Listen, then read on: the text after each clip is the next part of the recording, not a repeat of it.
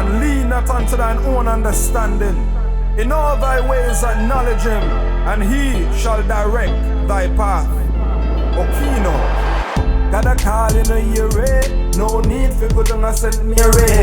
The God when me praise him always and here just trust not the Lord for the next day. Yo, not trust the devil with the next day.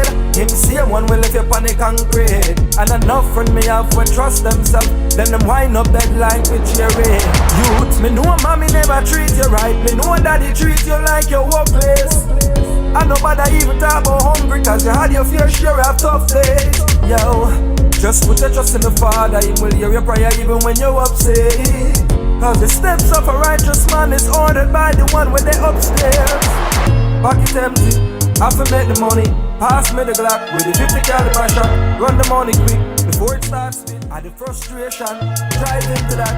We fi tell the truth and we fi talk about it. And I'm nothing cute and we a walk past it. Like say we mute, you know she say the devil want kill the youth.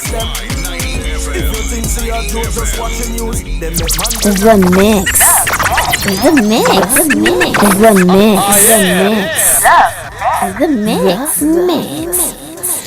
Joining us in the mix is US-based Jamaica-born gospel artist and pastor Ockeino Grant. His diversity and flexibility are evident in his music, and he's here to share his personal and biblical perspective on the topic of trust. Good afternoon, Mr. Grant. How are you doing?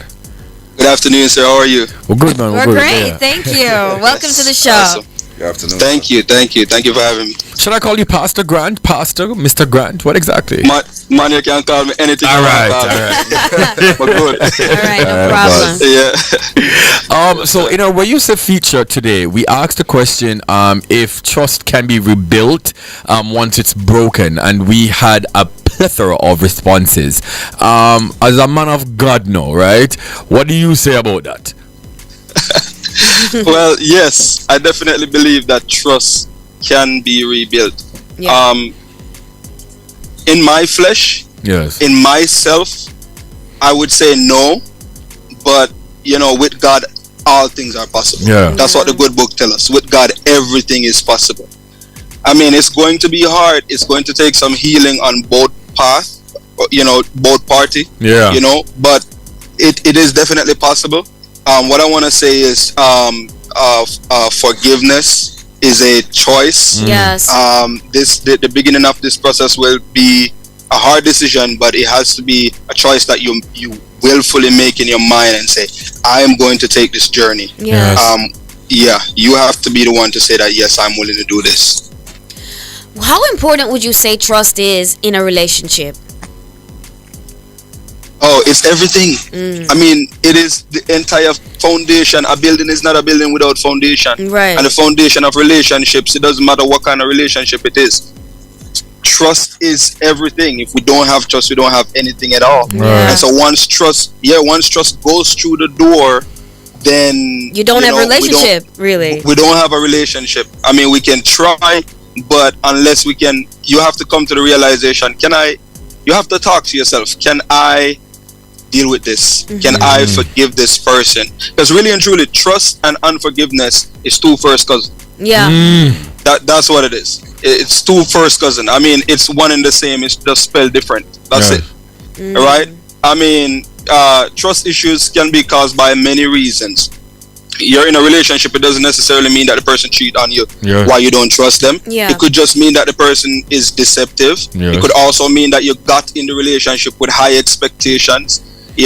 I mean, you thought that this girl was going to cook for you every day because she cooked for you one time when you was in the dating process. Right. You know what I mean? If you're like, this is it. Right. Or for some people who get down before marriage, they believe that when they get married, like me. things are gonna run every night. Yeah. It's not so. Okay. Yeah, you know what I'm saying?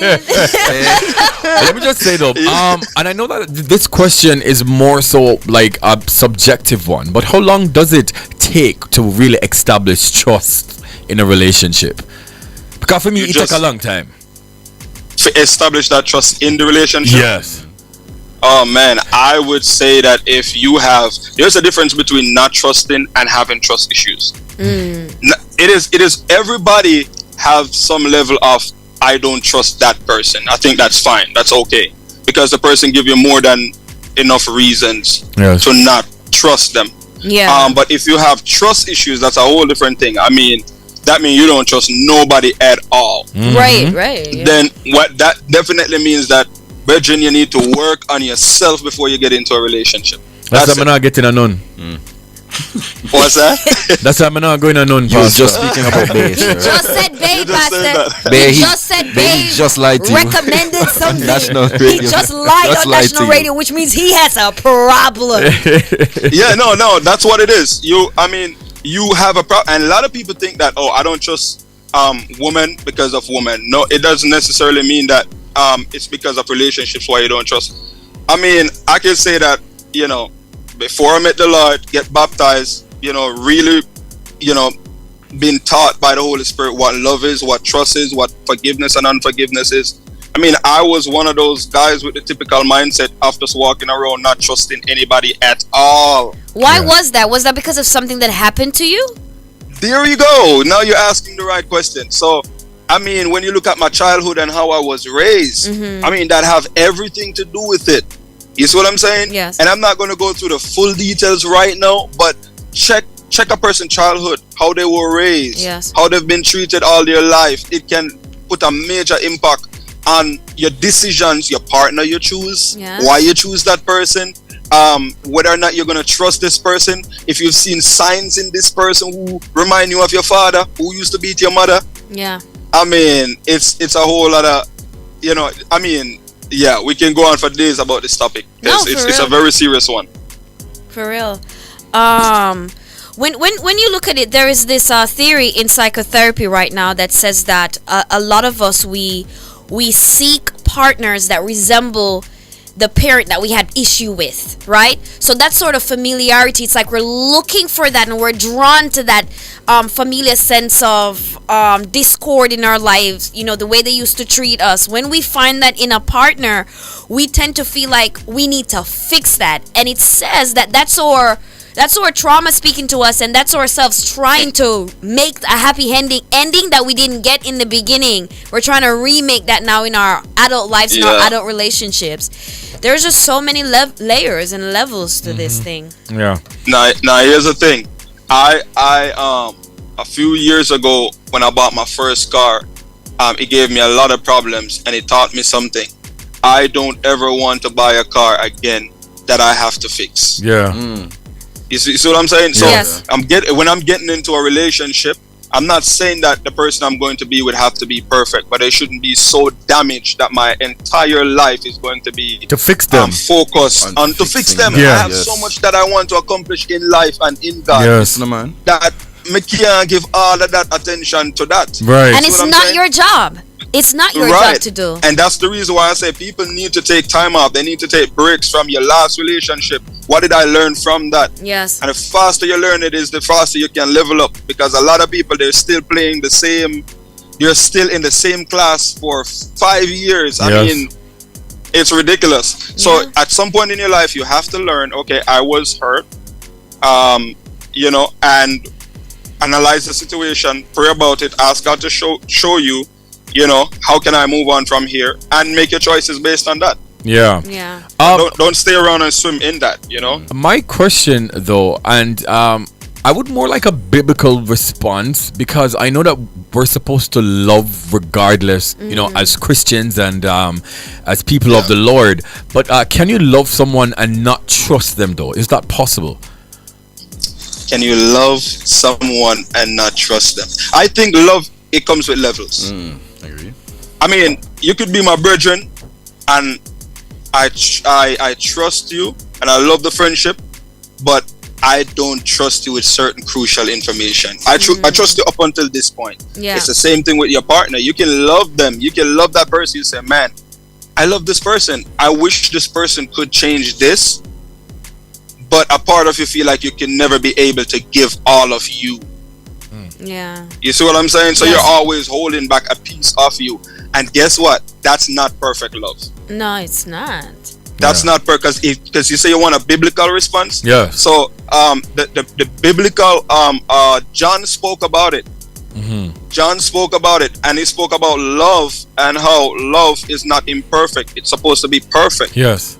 To be able to say you love, it's supposed to be perfect. So to say you really totally love someone and not trust them, I don't know if that's possible 100%. That's my answer. Yeah. Okay. Yeah. Because I feel like you can have a infatuation about the person. You know that you really like the person, but to say that you totally love them and not trust them, yeah, it's kind of tricky, because I feel like for you to fully express yourself in love, you need to feel safe. And for you to feel to reach the fullness of the love, then you need to feel safe enough to do that.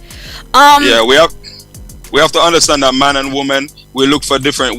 What we call love is two total different things.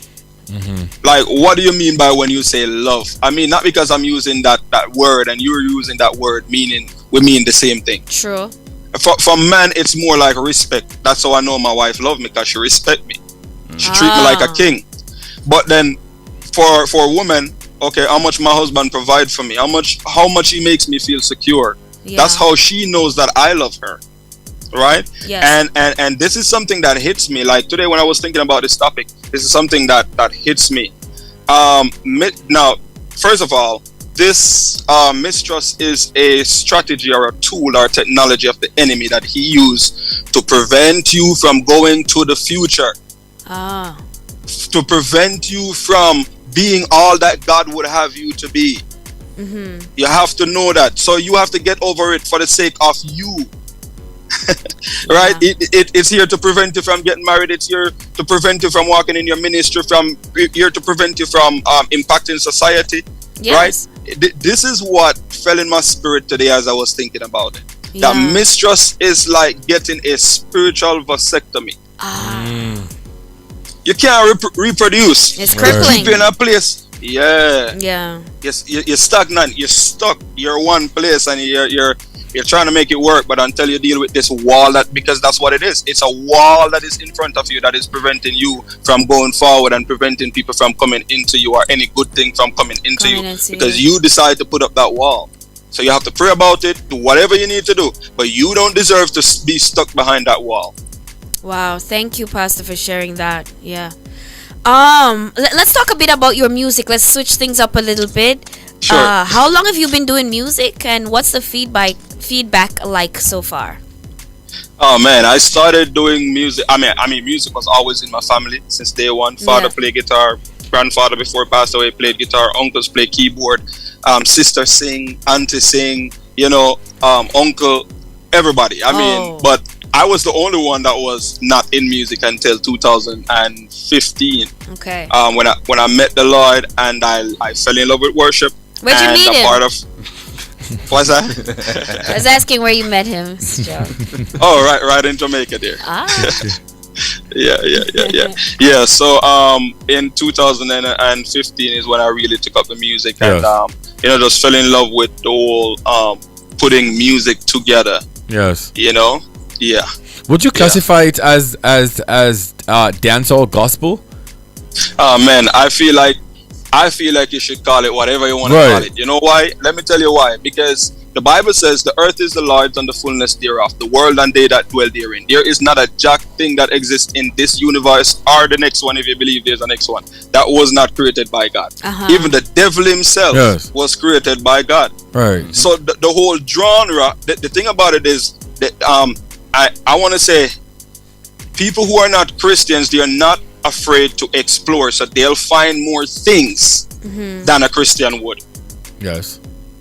Now, I'm not saying that a Christian is supposed to explore into things they have no business exploring in. Yeah. But people who are out there and willing to try anything, that's how you come up with reggae. That's how you come up with dancehall. That's how you come up with hip hop. That's how you come up with calypso, right? True. That's how you explore. Yeah. And the reason I asked you is because I grew up in a church, right? And I remember even just singing on the choir, and even a simple thing as Kirk Franklin music. Now this is Right. the Adventist. Now even something like Kirk Franklin music, then they would say that this is secular gospel music, and, and it wasn't accepted and things like that. And I know a lot of times Christians have this discourse about what they think that gospel music should sound like, what they think that gospel music should be. And for me, if you're spreading the message of God, no matter which beat you put it on, or how you're singing it or rapping it, DJing it, once the message is there, I think that's what we should focus on. But instead Christianity, they really critique and criticizes and berate and belittle when it's not in their cloak of the box of what we think it sounds like or it should sound like. Do you know the genre of music that David played while he was there? I know. I didn't. I don't know. Let us know right now. There you go. Yeah. Let's go. We can talk about this for days. He could have been breaking it down. We don't even know. Yeah. You know what I'm saying? The man could have one of them, you know what I'm saying, them Drake type beats. Yeah. You know what I'm saying?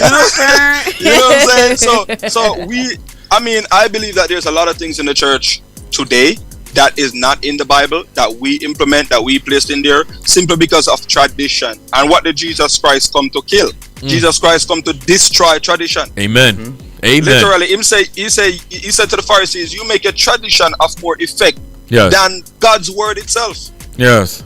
So I think when we're able to tap out of tradition, you know what's so funny? I live in Florida, right? Yes.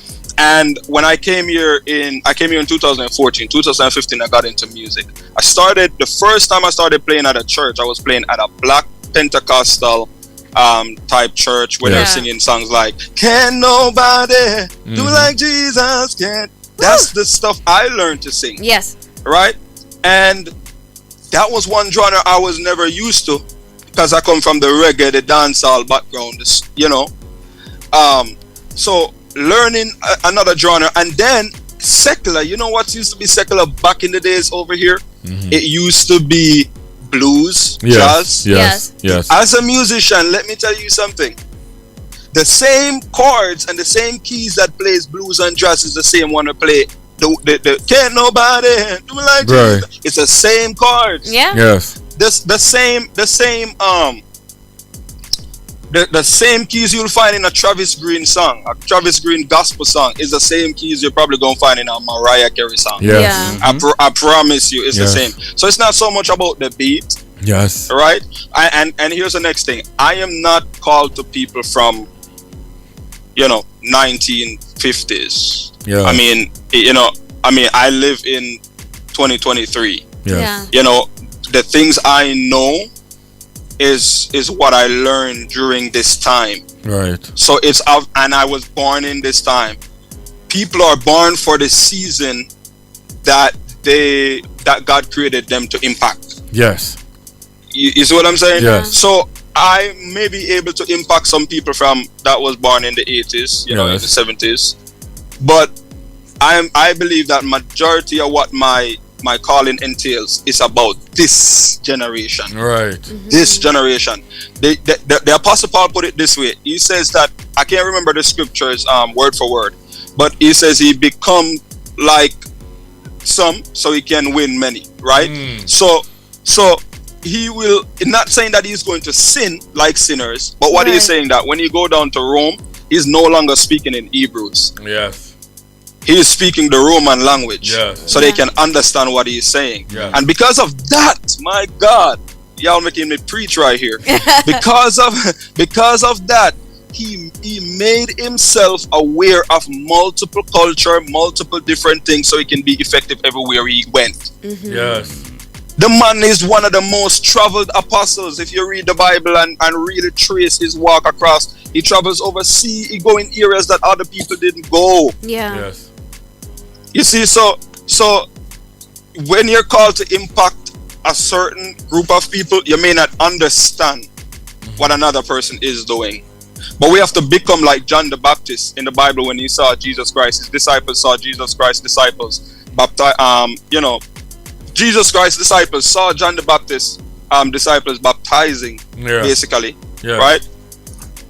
And the word that he shared at that point was, once he's doing the work, you know, no need to discriminate, basically. Just not saying it how the Bible say it exactly, but no need to discriminate. Once he's doing the work, no need to discriminate. So I feel like in the church we just beat down on people all the time. We just beat down on them for nothing at all, because I think sometimes it makes us feel like we are inferior to the other person. I'm not lying, me just start the truth.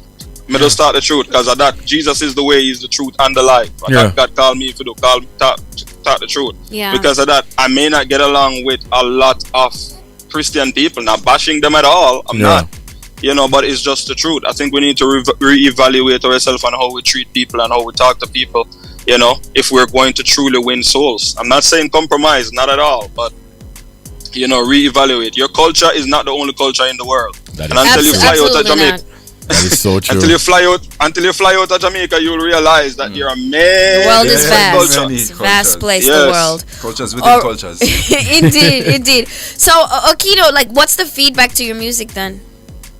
So the feedback to my music, you know, it's mixed.